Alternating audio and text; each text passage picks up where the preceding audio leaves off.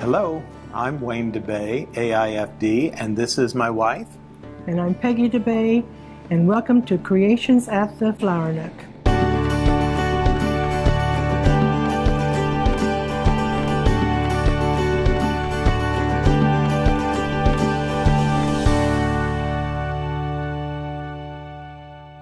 Thank you for joining us. I'm Wayne DeBey of the Flower Nook in downtown Salina, and I'm glad to have you with us today.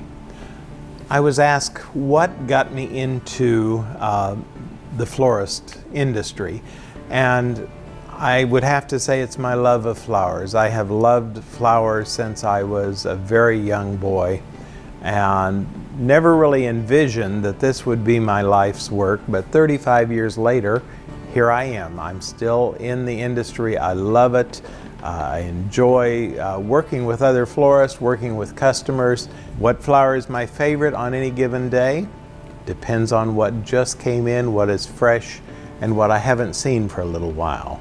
I have perennial favorites.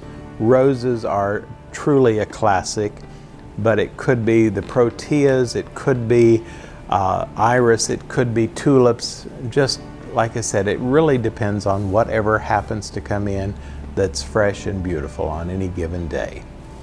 Where do we get flowers from?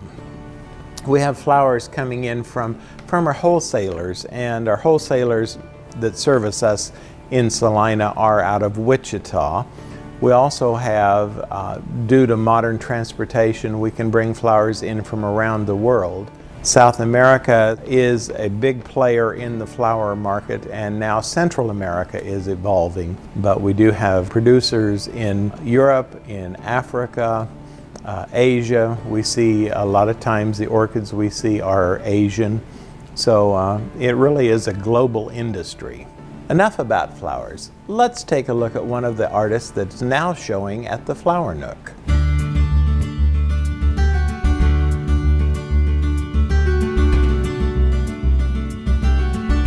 My name is Erika Nelson, and I currently live in Lucas, Kansas, my adopted home community of 400 out on the Western Plains. Well, it's a permanently embellished art car, and it focuses on roadside attractions from across the U.S., and it has a small collection of what I've been working on for the past 15 years, which is the world's largest collection of the world's smallest versions of the world's largest things. There are about 30 replicas on display in the Jeepelope, which is what I call it. That's a difficult question in that my favorite one is usually the next one or the last one. So I'm really excited to see how well the Wilson check egg has come about because whenever I went south for the winter a couple of years ago, it was still on its side, but now it is upright, has this beautiful gazebo that really talks about the Czechoslovakian history, and they do have one of the world's largest decorated eggs now as a centerpiece for their town.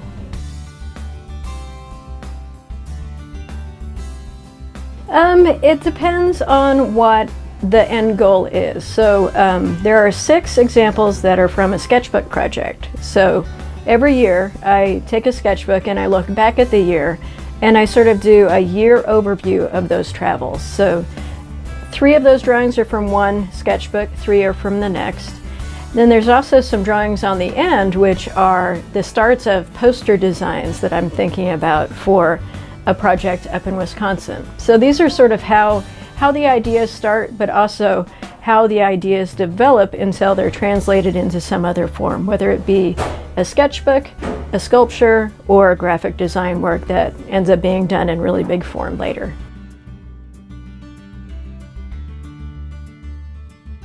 The inspiration comes from being in a community of creative people.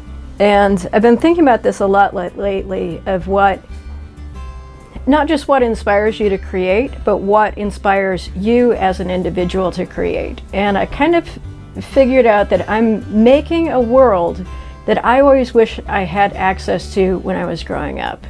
The fantasies that you have when you're 12, 14, 16 years old don't seem unattainable until you're an adult. And all of a sudden, as an adult, you're thinking, oh, well, that's not practical. But you can come to the point where you think, why isn't it practical? You can make it yourself. So, especially in this exploration, it's me making the place that I wish I could have gone to when I was 12.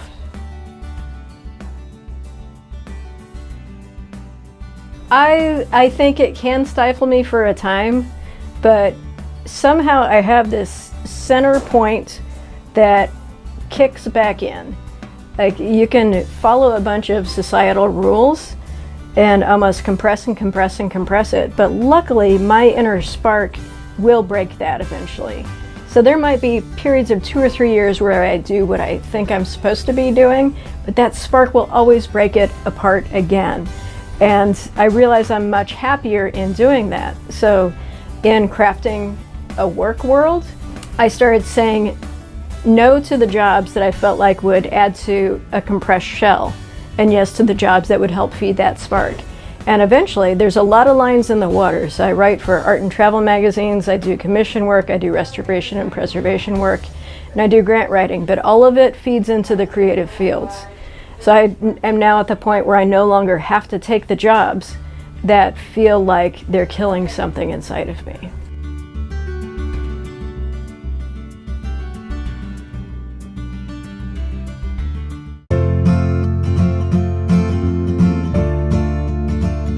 Hi, we're going to talk a little today about floral designing. Of course, when you create a design or you go to the design table, the bottom is important, the container, flowers are important, but foliage is also very important in making the final masterpiece. I'm going to tell you about 2 of my favorite greens today.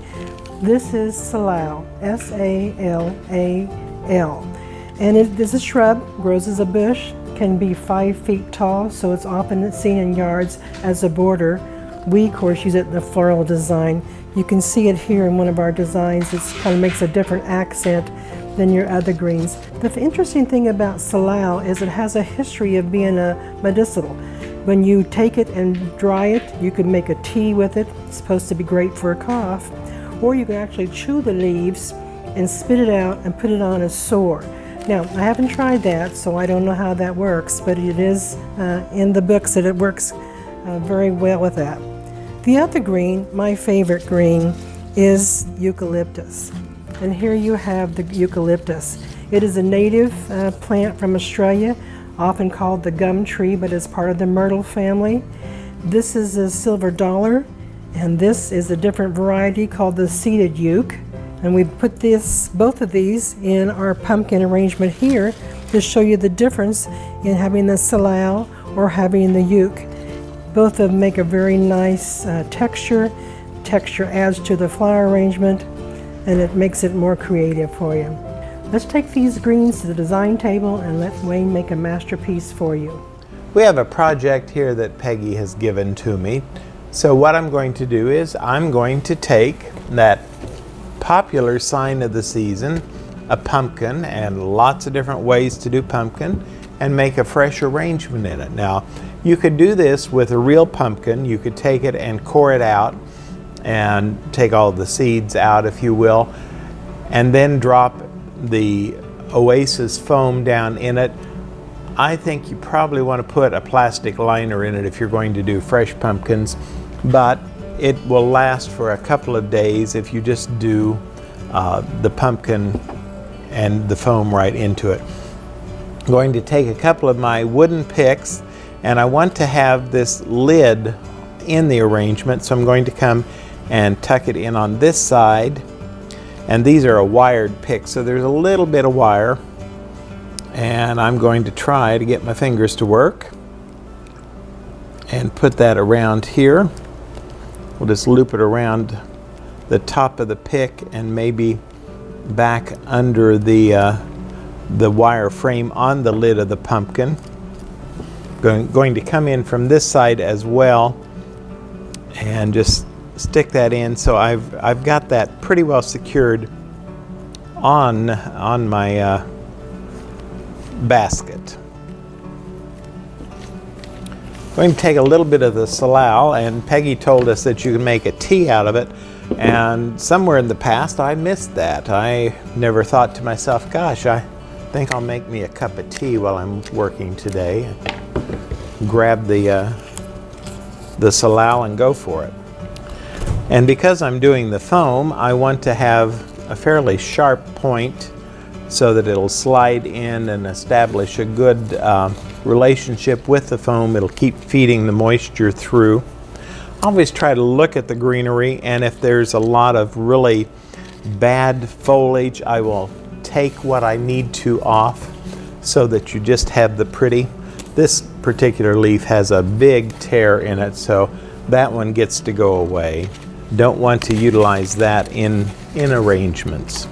And going to do just a basic greening. I've got a lot of product that we can use in this. I don't know that we'll need to put all of it in, but we'll start and see where we go.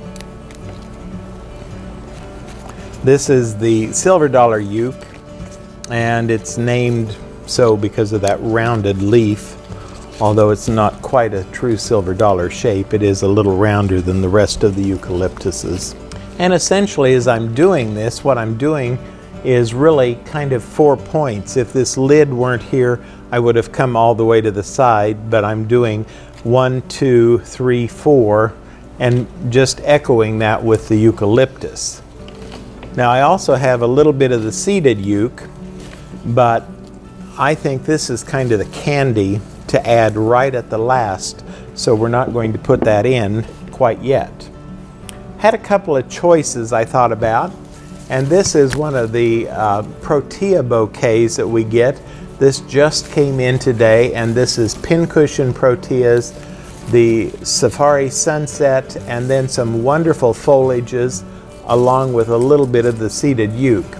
There's a family of growers in California, the Resendez brothers, that are really coming on strong with lots of different styles of protea. But I also had some other fun things that I really wanted to work with a little bit more.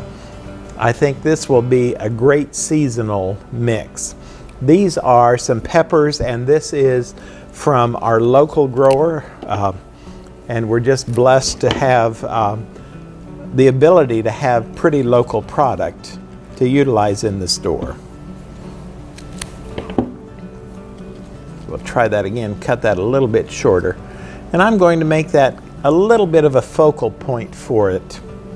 I've also got the kangaroo paw, and this is a rust color. It blends very nicely with the color of the basket. It actually will bloom out, each of these little blossoms will bloom out more like this, where it has kind of like a kangaroo paw, I guess, is where it got its name from. And this, anytime you're working with a container and you've dropped the lid over the side, you become really more of a three-sided arrangement. This fills in that void on the back side. So we'll just work with the three sides. Got some of the workhorses of the industry, the carnations. I'm going to fluff them out a little bit.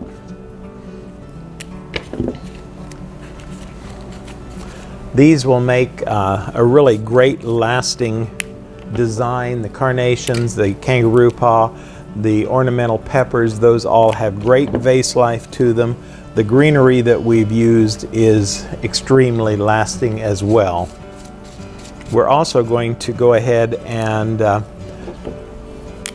put a kind of an out-of-season element into it, something that we don't always think about using in the fall. I'll get that here in just a moment. We have some very pretty orange tulips that we're going to be working with tonight. Tulips used to be definitely just a springtime blossom, but we are seeing them almost year-round. Price does vary a little. The more out of season you get, they tend to be a little more expensive, just because they need to be forced. These are I believe probably Californian. I didn't clean them this morning, so I missed the wrapper. I don't know quite where they come from. What I'm doing with them is I'm doing kind of a trio. I have 3 points of the kangaroo paw. I'm going to use just 3 of the orange tulips. You could use more. You could make it fuller if you want. I'm going to turn it and take a look at this side now.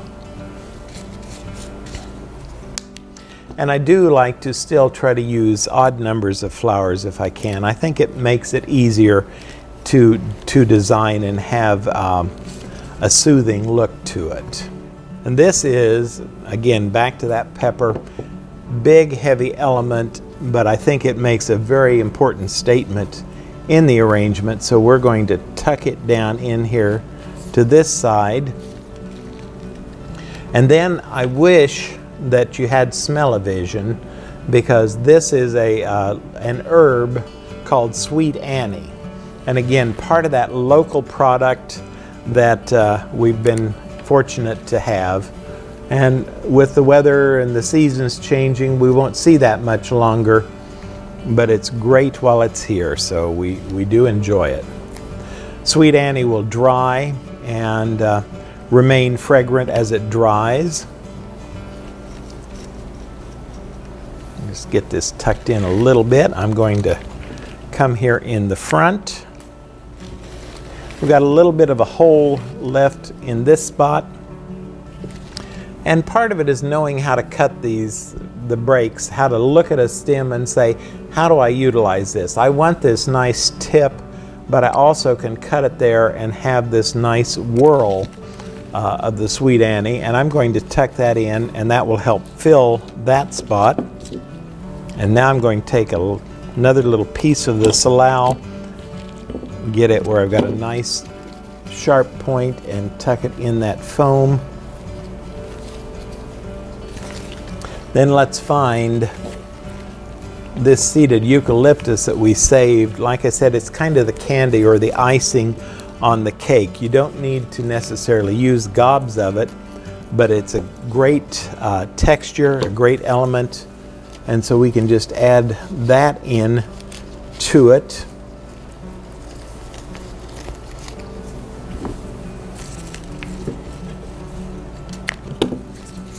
And I think in the end we have a pretty fall arrangement. Would work for entryway, for buffet, for side table, and I found that piece, so I will go ahead and tuck it in over here. Got stuck on the back side. And so here's an idea for fall. Hope you enjoy that, and I've spurred some creativity on your side.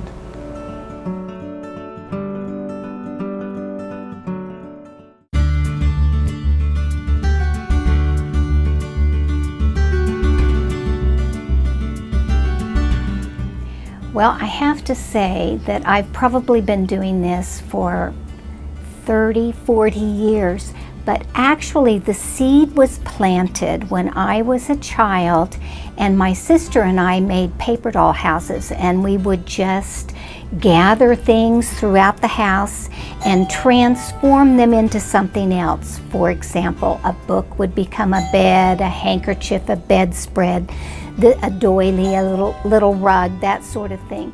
And so today, when I make my little miniatures, I am doing the very same thing. I'm just transforming common items into something new, something different, and combining them in intricate ways that you wouldn't normally think of. So I'm having a good time doing this. Now, those are my miniatures. I also do metaphors, and the emphasis on those pieces have more to do with the concept and what the metaphor or the miniature stands for. There's usually a layer of meaning there that's a little bit deeper.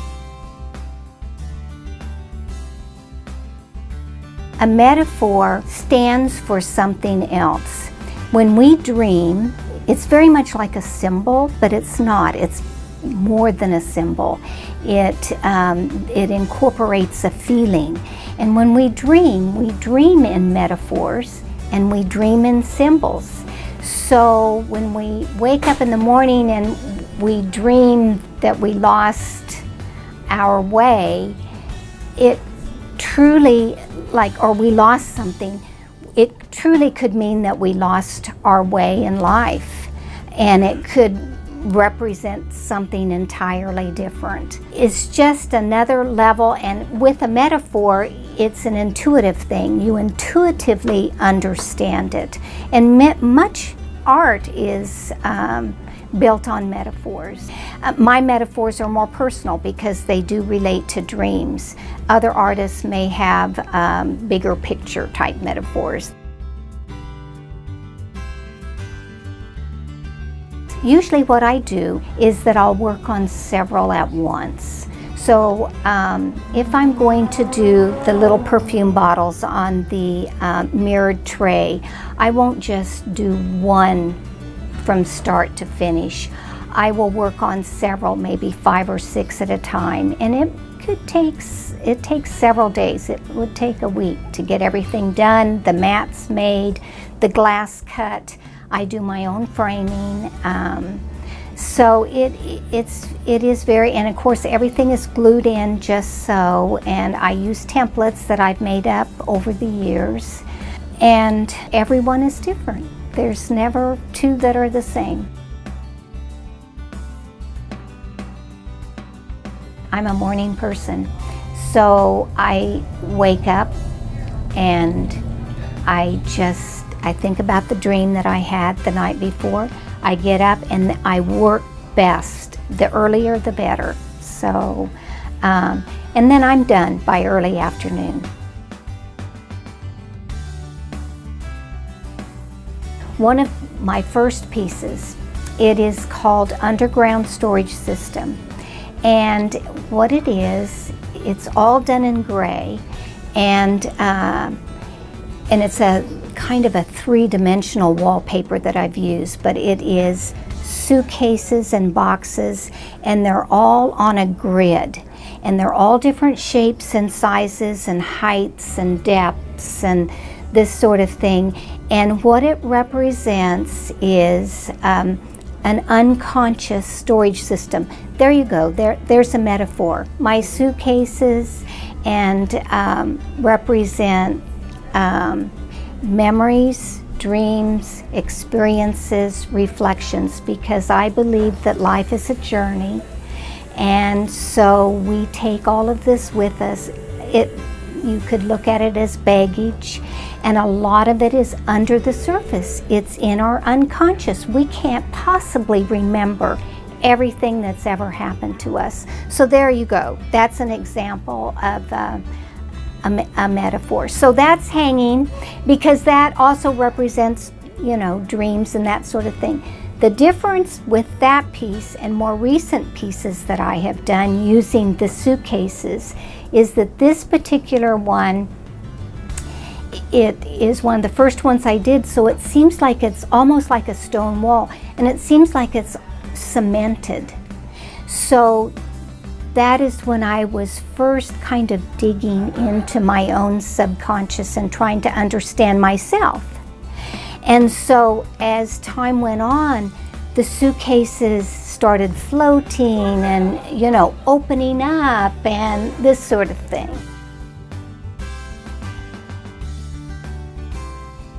I'm going to keep on doing what I have been doing.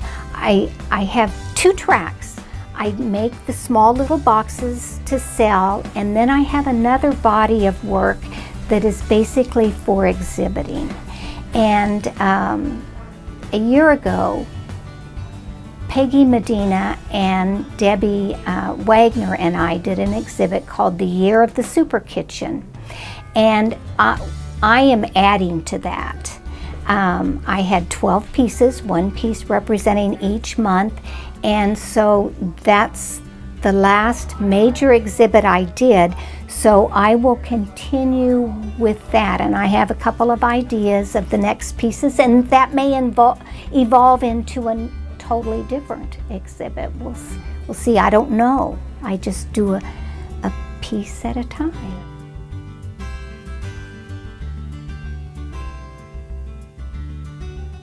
Thank you for watching Creations at the Flower Nook. We hope that you'll join us again. Please stop in and check out these creations and more at the Flower Nook at 208 East Iron, downtown Salina.